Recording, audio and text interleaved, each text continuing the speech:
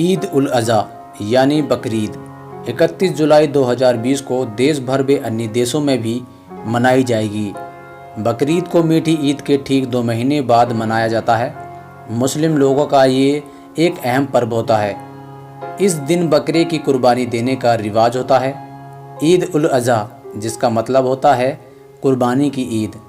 Islamic मान्यता के अनुसार हजरत इब्राहिम इसी दिन अपने पुत्र हजरत इस्माइल को खुदा के आदेश पर कुर्बान करने जा रहे थे, तो फिर अल्लाह ने उनके पुत्र को जीवन दान दे दिया था, जिसकी याद में ये पर्व मनाया जाता है। इस पर्व का बकरों से कोई संबंध नहीं है, ना ही ये कोई उर्दू का शब्द है। असल में अरबी में बकर का अर्थ होता है बड़ा जानवर, जिसे ज़िब्ह किया जाए मतलब काटा जाए। उसी से बिगड़कर आजकल भारत, पाकिस्तान और बांग्लादेश में बकरा ईद बोलते हैं। हजरत इब्राहिम के परिवार में उनकी पत्नी हाजरा और 10 वर्ष का पुत्र इस्माइल थे।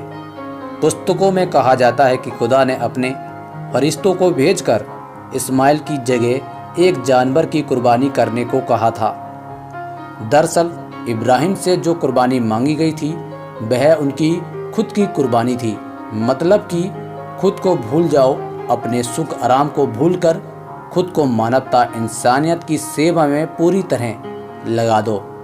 फिर उन्होंने अपने पुत्र इस्माइल और पत्नी हाजरा को मक्का में बसाने का फैसला किया, जो वर्तमान में सऊदी अरब है। लेकिन मक्का में उस समय रेगिस्तान के सिवाय कुछ नहीं था और उन दोनों माँ बेटे को वहाँ बसाकर मानव सेवा के लिए निकल गए। इस तरह एक रेगिस्तान में बसना उनकी और उनके पूरी परिवार की कुर्बानी थी। जब इब्राहिम के पुत्र इस्माइल बड़े हुए तो उधर से एक काफिला गुजर रहा था और उसी काफिले में से एक लड़की के साथ उनका निकाह करा दिया गया और यहीं से शुरू होता है एक वंश, जिसे इतिहास में इस्माइलिट्स के नाम से जाना जा गया। मोहम्मद साहब का जन्म भी इसी वंश में हुआ। ये त्योहार 2 संदेश देता है। पहला, परिवार के बड़े सदस्य को स्वार्थ के परे देखना चाहिए, उसकी इज्जत करनी चाहिए। दूसरा, अपने आप को मानवता के लिए लगाना चाहिए।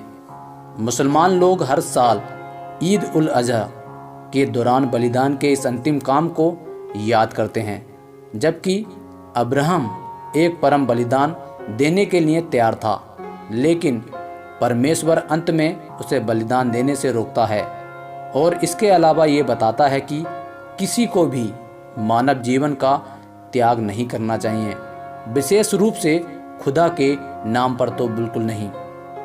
ईद शब्द कुरान के 5वें सूरा अल मैदा में एक बार प्रकट होता है, जिसका अर्थ होता है गंभीर त्योहार।